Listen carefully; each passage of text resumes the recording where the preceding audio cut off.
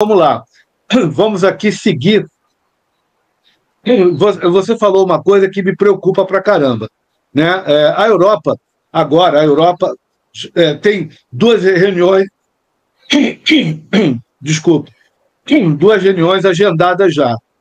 Tem uma reunião da OTAN para o dia 3 e 4 de novembro, e tem a reunião da União Europeia de 7 e 8 de novembro.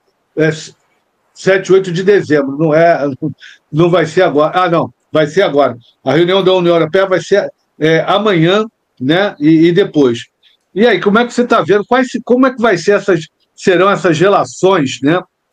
Estados Unidos e Europa, numa Europa que abraçou Ursula von der Leyen, Olaf Scholz, né? Macron, todos eles, até o Keir Starmer, né? Abraçou essa agenda woke, globalista, né, atlantista. Eles estão lá com isso tudo, e agora, né, tiraram a escada e eles estão no meio da parede com a brocha na mão, amigo. Como é que ficou isso? Né? Ô, Cabral, europeu recebendo o presidente dos Estados Unidos é a mesma coisa que você visitar aquela tia rica que você é herdeiro dela.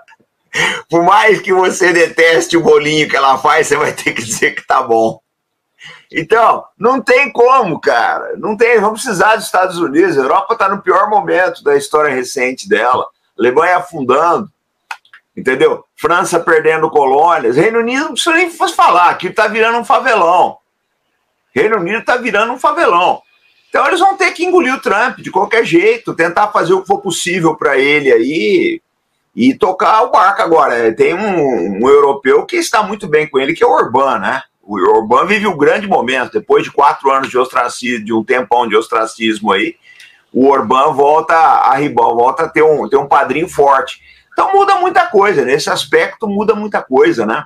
Porque você tem que olhar um negócio que é importante nessa brincadeira toda. Vamos olhar para o país mais importante da Europa. Central, o país mais importante, chama-se Alemanha. A Alemanha está mal, todo mundo sabe, não preciso nem dizer que quem frequenta a nossa comunidade aqui sabe dos problemas econômicos da Alemanha, etc. Camarada, se o Trump virar as costas para a Alemanha, o que está ruim vai ficar pior. Se o Trump jogar barreiras tarifárias em cima dos produtos alemães, a coisa piora bastante. Então agora vão ter que ter um jeito de conviver com ele.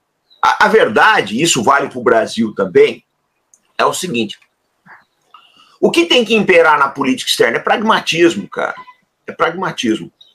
A Europa vai ter que conversar com o Trump. Até porque nós temos uma outra questão, Cabral, que passa abaixo do radar de todo mundo, menos da gente que é da área, né? Que é os gastos com a OTAN. Na minha opinião, isso é uma opinião do que eu estou vendo aí, do análise de tendência. O pretendido 2% de gasto do PIB com armas não vai resolver o problema, dado os desafios internacionais. A Europa vai ter que gastar de 3% a 7% do seu PIB com defesa se ela quiser fazer frente ao mundo que vem por aí. Será que eles vão conseguir isso? Não sei. E outra, como a conta vai ficar mais alta, o próprio Trump pode jogar bastante sal na OTAN também. Então, quer dizer, nós temos muitas perguntas aí, mas uma coisa é certa, Cabral, vamos ter que conviver com o Trump. Não vai dar para fazer biquinho, né? Não vai quando ele visitar a Europa, não vai poder dizer que não está, né? Não vai poder servir cafezinho frio para ele, nem água quente. Vão ter que estender o tapete vermelho para ele. A gente vê agora, o Roberto Fico deu algumas declarações, aí ele fazendo algumas ironias, né? Hoje é um dia muito triste em Bruxelas. O Orbán também se manifestou, né, louvando o Trump, e ele tem vamos dizer assim, alguns caras que ele é muito ligado. O Donald Tusk, lá da Polônia, a Meloni, né, que ele não chegou a conhecer, mas ela fez vários afagos durante a campanha eleitoral para ele, né? E, claro, né, o Viktor Orbán e o Roberto Fico. Esses 4 líderes europeus com posições, tirando o Tusk, que é a guerra, né, quer continuar com a guerra, eles 3 têm uma posição comum, que é retirar a Europa da Ucrânia. E o Zelensky deu uma declaração que é rindo, né? Eu morri de rir, que ele ressaltava, né, a verve, né, do Trump em resolver os conflitos pela força das armas. Eu falei, esse cara não ouviu nada, não ouviu nada do que o Trump falou. E o que você olha ali para a Ucrânia, especificamente, Farinazzo? Não, a Ucrânia, eu falo sempre o seguinte, a Ucrânia foi o maior proxy, o melhor proxy da história dos Estados Unidos, toda a história americana. Toda, foi o melhor. Melhor que o Vietnã do Sul, né? Melhor que o exército do Afeganistão, foi o melhor proxy, eu não tenho dúvida, é um dos melhores exércitos da Europa. O melhor, da Europa é o melhor, dá de 10-0 do exército italiano, dá de 10-0 do exército francês, que se o Palmeiras não tem mundial, o francês também nunca ganhou guerra.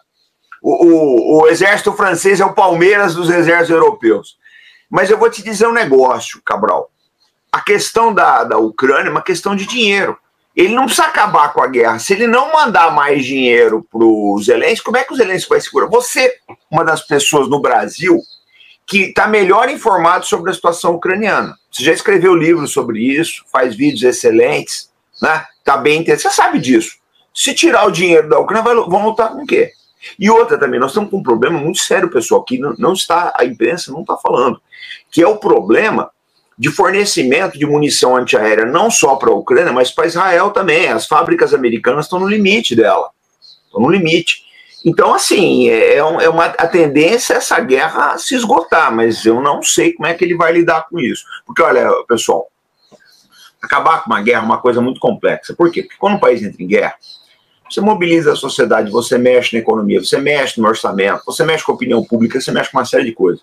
Quando você vai acabar com a guerra, você tem que desfazer tudo isso. Olha só, vamos pegar Richard Nixon, que, na minha opinião, é um dos presidentes mais competentes da história dos Estados Unidos. Assume a presidência em 68, 69 aí.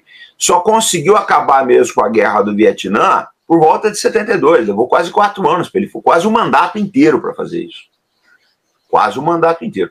Então, eu não sou otimista com relação a isso. Eu olho a coisa assim com muita cautela, né? Porque a gente não sabe como é que as coisas... E outra, ele vai ter que conversar com os aliados europeus também a respeito disso. Se ele falar que vai tirar o cheque, a Alemanha fica com a brocha na mão. Não tem o que fornecer mais para a Ucrânia. A tendência da Ucrânia é se esgotar por inanição, por anemia. Mas não dá para cravar, é uma tendência, a gente não pode desprezar essa tendência. Você conhece bem a situação ucraniana, nem precisa nem te falar, pelo amor de Deus. Mas tem os imponderáveis da política também. Mas a tendência é acabar mesmo. Tendência.